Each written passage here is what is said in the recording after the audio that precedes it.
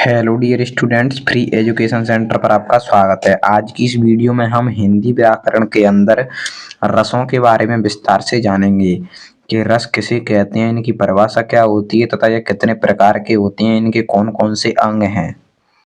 तो अंत तक बने रहिए। मैं आपको गारंटी के साथ बोलता हूं कि अगर आपने पूरी देख ली तो आपको अच्छे से समझ में आएगा। तो देखिए, रस किसे कहते हैं। तो रस की परिभाषा वही है, किसी कविता, कहानी, उपन्यास आदि को पढ़कर, देखकर या सुनकर जो आनंद आता है उसे रस कहते हैं। तो देखिए, कविता, कहानी, उपन्यास आदि को पढ़कर, देखकर, सुनकर जो आनंद आता है उसे रस कहते हैं।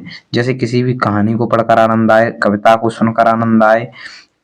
अब देखिए, रस के कितने अंग होते हैं। तो रस के 4 अंग होते हैं। कौन कौन से? स्थायी भाव, विभाव, अनुभाव और संचारी भाव। अब इन चारों को अच्छे से समझने की बहुत जरूरत है कि स्थायी भाव क्या होते हैं, विभाव क्या होता है, अनुभाव क्या होता है और संचारी भाव क्या होता है। ये बहुत ही जरूरी है। तो सबसे पहले समझते हैं स्थायी भाव को। तो देखिए, सहृदय के हृदय में जो भाव स्थायी रूप से विद्यमान रहते हैं स्थायी भाव कहलाते हैं। इनकी संख्या 10 है। तो जो भाव स्थायी रूप से विद्यमान रहते हैं, परमानेंट, वो स्थायी भाव कहलाते हैं। हृदय में जो भाव स्थायी रूप से विद्यमान रहते हैं, जैसे हंसी है, तो हंसी हमारे हृदय में स्थायी रूप से विद्यमान रहती है। जब भी हंसी की कोई स्थिति बनती है, आपको कोई जोक सुना दिया जाए, हंसी तुरंत आ जाएगी। तो इसी प्रकार गुस्सा हो गया, अगर आप किसी से कोई गलती हो गई आपके बारे में, तो गुस्सा हो जाओगे। तो जो भाव स्थायी रूप से विद्यमान रहते हैं, परमानेंट, जो कभी भी जागृत हो सकते हैं, वो स्थायी भाव कहलाते हैं। और उसके बाद है विभाव। तो स्थायी भाव की उत्पत्ति को विभाव कहते हैं। तो स्थायी भाव की जो उत्पत्ति होती है, जहां से उत्पन्न होते हैं, उसे विभाव कहते हैं। उसके बाद है अनुभाव। तो देखिए, अनुभाव क्या है।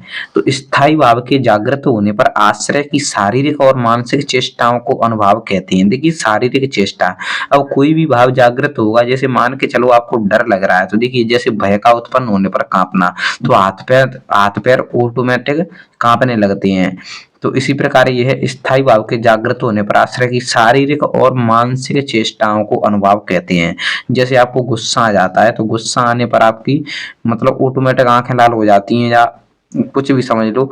तो यहाँ पर स्थायी भाव के जागृत होने पर आश्रय की जो शारीरिक या मानसिक कंडीशन होती है, उसे हम अनुभाव कहते हैं। जैसे भय होने पर कांपना, भय उत्पन्न होने पर कांपना। उसके बाद है संचारी भाव। तो देखिए, आश्रय के मन में उत्पन्न होने वाले अस्थिर मनोविकारों को संचारी भाव कहते हैं।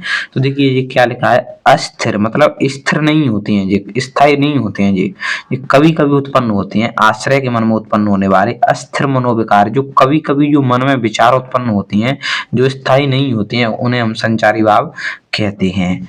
तो चलिए, इतना समझ में आने के बाद अब देखिए, रसों के प्रकार कितने होते हैं तथा इनके स्थायी भाव कौन कौन से होते हैं।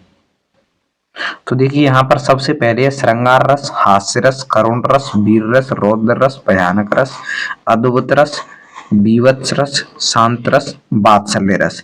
ये रस के 10 प्रकार होती हैं और इनके स्थायी भाव हैं। श्रृंगार रस का रति, रति मतलब प्रेम, रति को प्रेम भी कहते हैं।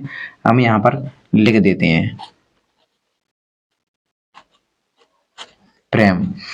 हास्य का हंसी, करुण का शोक, वीर का उत्साह, रौद्र का क्रोध, भयानक का भय यानी डर, अद्भुत का आश्चर्य, बीभत्स का जुगुप्सा यानी घृणा, और शांत का निर्वेद, और वात्सल्य का वात्सल यानी स्नेह। तो देखिए, ये इनके रस दिए हैं और ये इनके स्थायी भाव दिए हैं। तो ये आपको 1-2 बार पढ़ने से याद हो जाएगा। तो मुझे लगता है आपको संचारी भाव, विभाव, अनुभाव और स्थायी भाव ये चारों अच्छे से समझ में आ गए होंगे। तो ये रस की परिभाषा है, सरल है बहुत, और इसके रस के अंग हैं जी, और ये स्थायी भाव, विभाव, अनुभाव और संचारी भाव और रस के प्रकार, ये सब कंप्लीट हो चुकी हैं। तो सबसे पहले है श्रृंगार रस। तो देखिए, सबसे पहले हम श्रृंगार रस को पढ़ लेते हैं। तो हमने यहाँ पर जिस प्रकार एग्जाम में आता है उसी प्रकार प्रश्न लिख लिया है। श्रृंगार रस की परिभाषा उदाहरण सहित लिखिए। तो सहृदय के हृदय में स्थित रति नामक स्थायी भाव जब विभाव, अनुभाव और संचारी भाव से संयोग कर लेता है, तब श्रृंगार रस की उत्पत्ति होती है।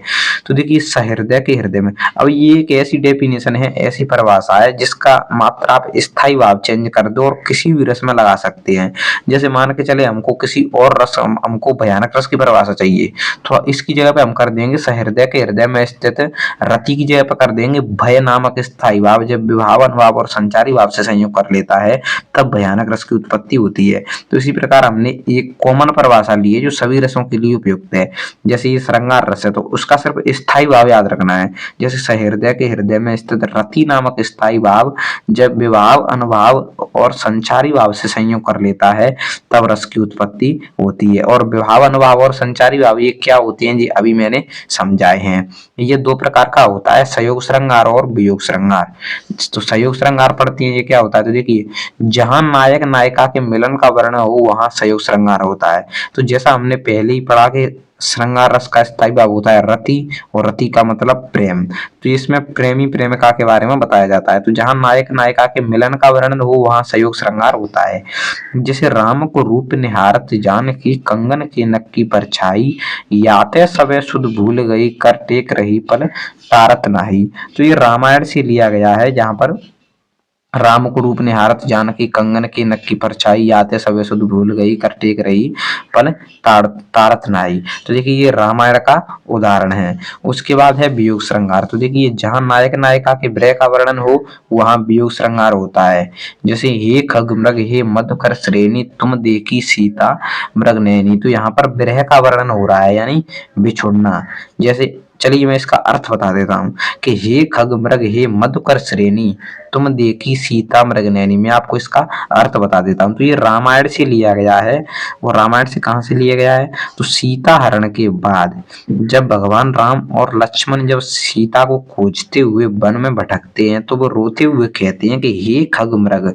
खग का मतलब होता है पक्षी और मृग यानी हिरण। तो देखिए हे खग मृग हे मधुकर श्रेणी। अब मधुकर श्रेणी जो भंवरों का जो समूह होता है, भंवरों का समूह, उसको मधुकर श्रेणी कहा जाता है। तुम देखी सीता मृग नयनी यानी तुमने मृग के समान नयन वाली सीता को कहीं देखा है। तो ये श्रृंगार रस हो चुका है।